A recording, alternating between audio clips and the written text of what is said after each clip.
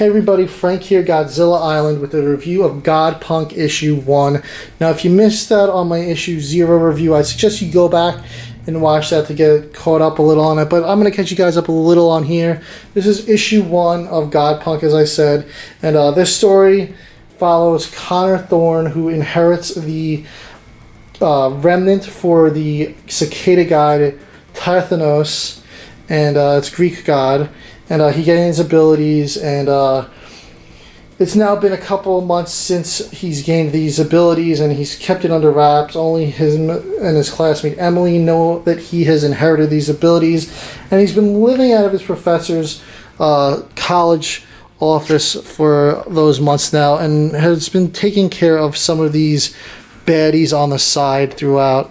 Now, issue 0, the writing is done by Cam Lee, and the art is done by Koha Ngyugen, and Will Sir did the cover. So this issue 1, the artist did change. Last issue was with Koha N, who did the art. This one the artist changed up. Art is still great in this one, and this is now being put out and produced by Broken Reality Comics. So they picked up a publisher, which is awesome. So I'm hoping that we see more of this. Hashtag Toku Dimensions.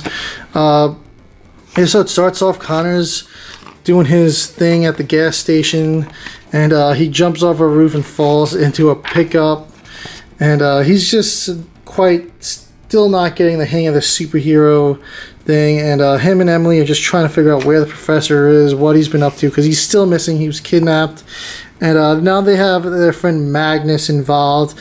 He's a literature student, and he specializes in the library, so he's digging up books on Tithnos and cicadas, and he's like, I haven't really come up with much on him, and he's kind of like just a dude bro, he's a ladies man, and he gets around, and he just thinks he's all that, but he's still a good friend to Connor and Emily. So there's a art show at a museum that's going to be happening the following day, so we're supposed to see them there next. And then it jumps to the villains here, and the secret society, all dark.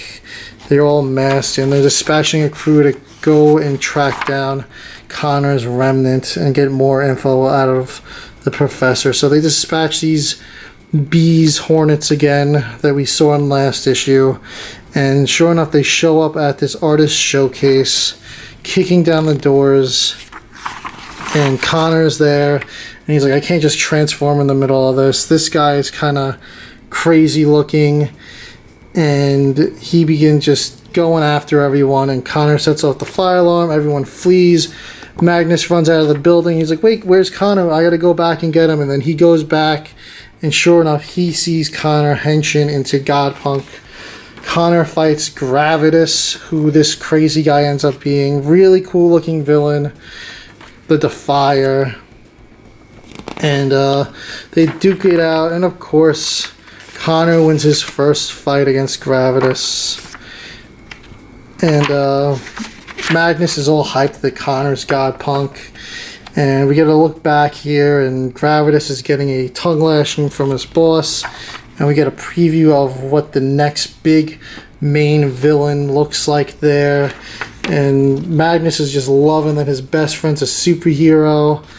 And that's when Emily gets this mysterious text saying that she's got a new message. And they go outside, and there's some guys spray painting.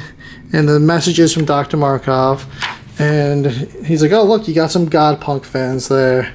So we know Dr. Markov, the abducted professor, is out there now, possibly messaging Emily. So we'll see where that message picks up from in the next issue. And GodPunk's accumulated some fans from the art show, which is really cool. I'm really digging this. I really want to see some more of this comic. And I hope Broken Reality keeps letting it happen, and I hope Cam Lee keeps writing and bringing us more GodPunk. Thanks for watching, guys, and we'll be reviewing more comics on the channel as usual.